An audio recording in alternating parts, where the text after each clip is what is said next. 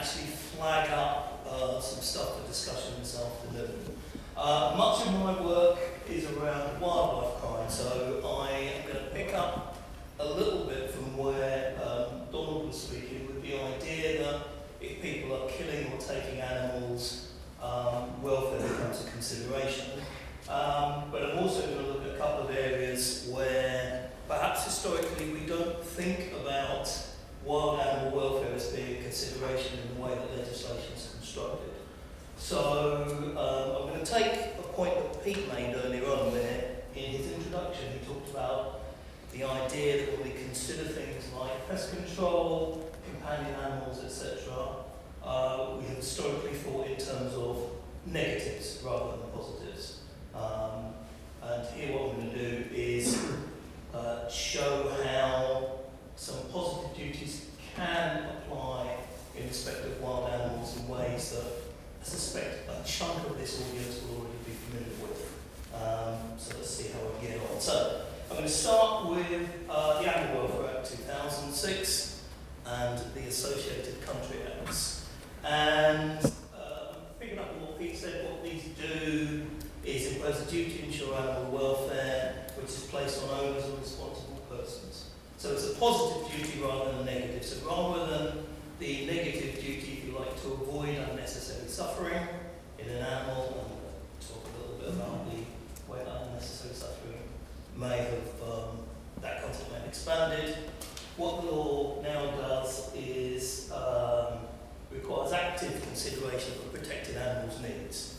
And when talking about protected animal, I've seen some commentary that suggests that things like the Animal Welfare Act only apply to domestic animals, or domesticated animals, companion animals. I'm going to suggest otherwise, and I'll look at a couple of areas where I think it applies to wild animals, albeit perhaps unintentionally. And I'm going to sort of kind of start small and broaden out. Trust me, I can make this work. So,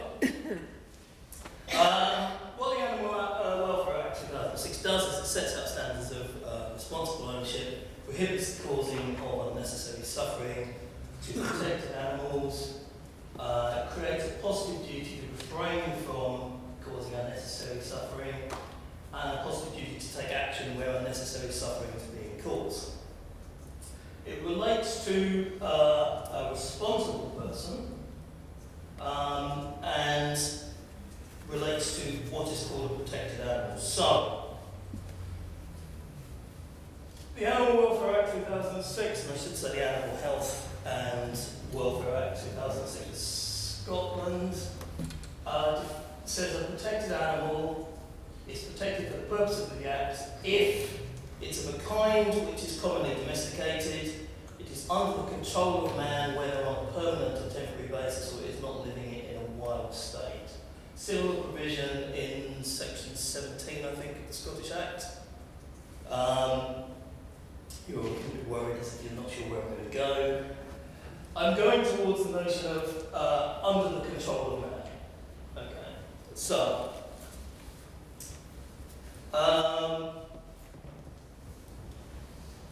there was a note from Natural England, which I'm just going to read this, which talks about what the control of man means. It applies to any wild animal if it's held captive or restrained, permanently or temporarily by man's actions.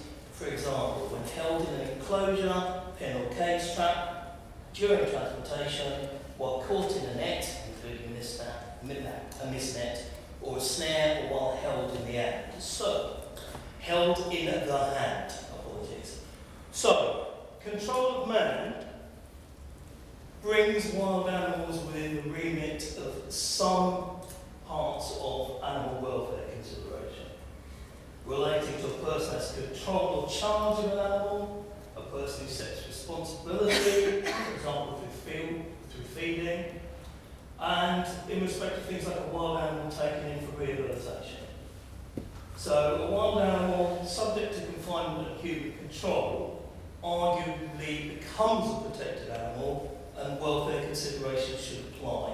Now, whilst I'm talking about the Animal Welfare Acts here, having looked at various different parts of legislation, there are some similar interpretations that occur. So, thinking about what the previous speaker was talking about in relation to when people are controlling animals, when what Pete mentioned at the beginning in relation to pest control, which I'm going to come on to in a minute. Thinking about where animals are under control of man, one of the questions I'm raising for this afternoon's discussion is the extent to which animal welfare provisions then need to apply and need to be taken into account.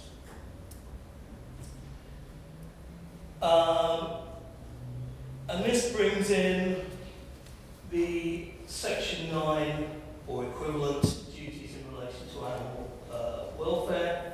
I'm sure I will not be the first person today to talk about conceptions on 5 freedoms and the idea of a need for some form of consideration of a suitable environment, a suitable diet, to be able to exhibit normal behaviour patterns, to be housed with or apart from other animals, and to be protected from pain, suffering, injury, and disease.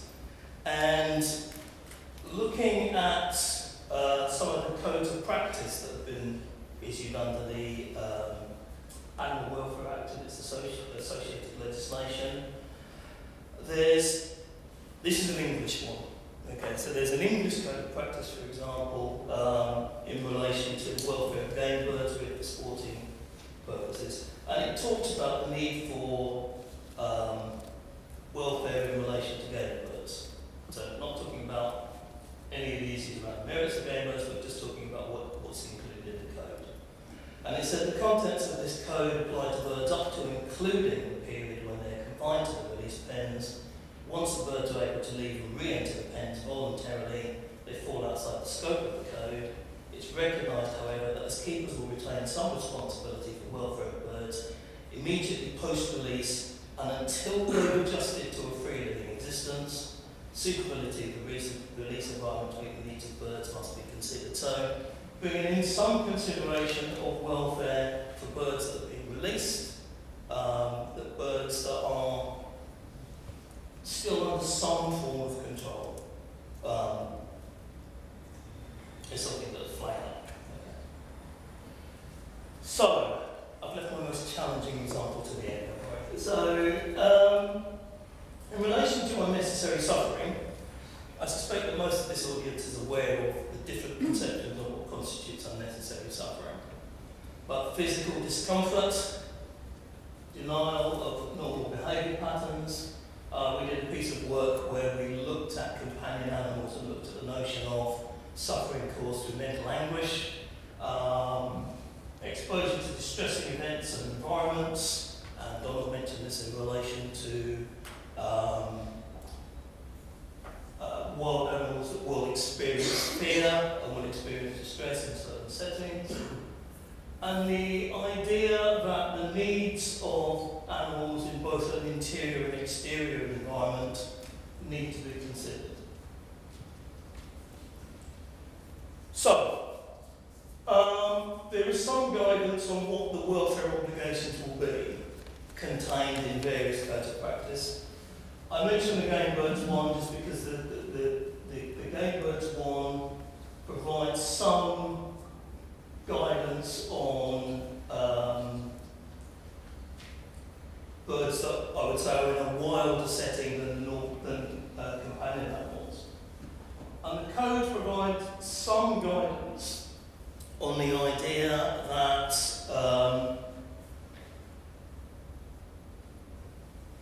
the standards of animal welfare that need to be complied with are those that would be the kind of best practice accepted in that setting. So, although these do largely apply to companion animals, I acknowledge, what they do is set out whether or not a person has practiced standards of good behaviour that are spelled out in various codes. We might argue that there should be broader codes, and importantly, whether or not the needs of the animals have been looked after or not, and whether or not some form of unnecessary suffering has been caused in doing this. So, this is something that we're looking at the moment in relation to how the courts have interpreted these things and how the courts are considering what standards of appropriate animal welfare need to be considered. I should say there's a kind of much longer version of this. There's going to be a written version by due course. But what's interesting is the extent to which this is always not being enforced at the moment, and I'm not 100% sure, so that's something that we're looking at as a research, piece of research at the moment. Okay, so then moving on to sort of prohibitive methods of killing or taking animals, which also raise some animal welfare concerns. Broadly speaking, the welfare of an animal that's going to be brought into captivity, if you like, for the purposes of treatment. But that in-person who's going to get involved in that is, again, accepting some sort of responsibility for the animal welfare. And that raises some problems, I think, in a legal context in terms of whether or not people involved in this activity are able to show a need for taking the animal into captivity, whether or not they are able to demonstrate understanding of the animal to the extent that they can fulfill their legal obligations, and if taking animals for immediate treatment purposes, a responsibility to release an animal when it's no longer disabled or injured, and the sort of welfare obligation that may extend whilst that animal is being held by the person. I suppose my underlying message is, if somebody is taking responsibility for an animal, a wild animal, a welfare obligation may arise.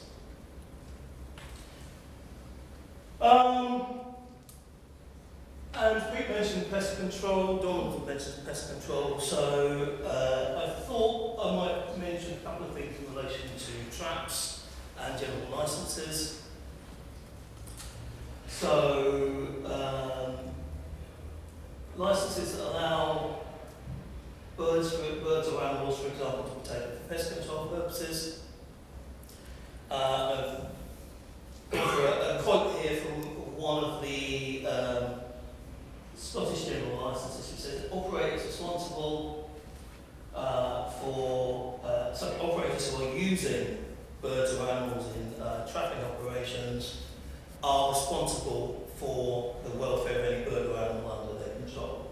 And this includes, for example, providing decoy birds with adequate food, water and shelter, a suitable perch that doesn't cause discomfort, adequate protection from anticipated wind or rain. And here the responsibility and liability for welfare extends to ensuring that a trap isn't designed or used in such a way so it's likely to cause injury or unnecessary suffering. So I anticipate that most of this audience is aware of the obligation to check traps at intervals of no more than 24 hours, except where this is not possible. From a welfare perspective, we may debate in this afternoon's panels whether that no more than 24 hours is enough. And the notion that a check has to be sufficient to determine whether there are any live or dead birds or other animals caught in the trap that might give rise to a welfare consideration. My italics aren't sufficient because consideration of what a sufficient check is would suggest that the welfare obligation needs more than a cursory examination. It needs a little bit more of a detailed look. And then in relation to traps, any bird that's killed under a licence has to be dispatched humanely. And that involves being killed humanely as soon as reasonably practical after discovery. Also involves immediately releasing any unharmed bird found in a trap, not covered by the species covered by the licence. So, to get to the idea of humanely, looking at the licence, in this particular example, it says taking all reasonable precautions to ensure that any killing of birds under a licence is carried out by a single swift action. The idea being that there should be no suffering in relation to the killing of any bird or animal. I'm hoping that somebody else is going to talk about traps in a bit more detail than me later on, but I've just thrown up from one of the international agreements on humane trapping standards, something that Don briefly mentioned. I think that the level of indicators beyond which the welfare of a trapped animal is considered poor, and the time to unconsciousness and unsensibility. So in other words, if a trapped animal is suffering, the person who's trapped the animal takes on that animal welfare obligation to do something about it. I've got 2 minutes left, so I'm going to gloss over the welfare of injured wild animals bit and move on to one which I think has caused some consideration, some debate in relation to roadside injuries and destructive wildlife. And I think this is a potentially problematic one in that who is responsible for ending the suffering of a wild animal that suffers an injury, perhaps as a result of a road accident? I mean, in one sense, the liability for injury rests with the driver, and there's a duty to report to police for various species, and some you have to report immediately, some you don't. I'll cover that in my written version of this paper. However, I think potentially there is a paradox, and I sense this could cause an argument at some point. Whether or not a person who injures an animal is competent in order to dispatch that injured animal without causing suffering, and is able to distinguish between an animal that is likely to recover and needs treatment. You can see why I left this one to last. It's likely to recover and needs treatment, or an animal that's so badly injured that it needs to be dispatched immediately. I would hope that the average driver is not able to make that judgment and potentially is not confident to decide that they can quickly kill an animal. But it raises the conundrum, if you like, that obviously where necessary, the dispatch of the animal should be carried out quickly to relieve suffering and avoid causing further unnecessary suffering. But if this is carried out badly, it could inadvertently result in further unnecessary suffering, and perhaps give rise to that person committing an offence, albeit unintentionally. So, having rattled through that, and with just a couple of exceptions, with a couple of examples, what I've looked at and what I'm raising for discussion in the panel discussions hopefully this afternoon is the notion that whether taking, killing, or being involved in management of wild animals, in some circumstances we can construe the law as resting the responsibility for that wild animal welfare with the owner or the person responsible for the animal, albeit determining who is responsible in a given setting may be problematic. Temporary control triggers a duty of care and the duty to provide animal welfare, not just in the legislation I mentioned, but in various other pieces of legislation, which I will bring up as I write my version of this. And I've seen some commentary that says that trapping and other animal control, management and uses are exempt from a responsibility to provide for animal welfare.